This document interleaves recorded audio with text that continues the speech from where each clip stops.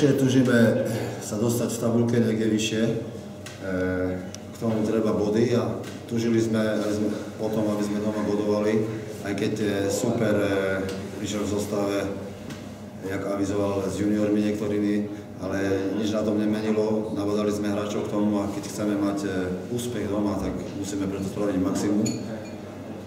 Nabadali sme hráčov k tomu a bolo to vidieť v prvej tretine, kde sme si vytvorili veľa gólových príležitostí. Jeden gól sme dali, ale mohli sme dať viac. V druhej tretine sa tá hra začala potom už trošku vyrovnávať a v tretej tretine už super, by som povedal, v niektorých momentov mal viac, aj keď v niektorých momentoch sme mali šťastie.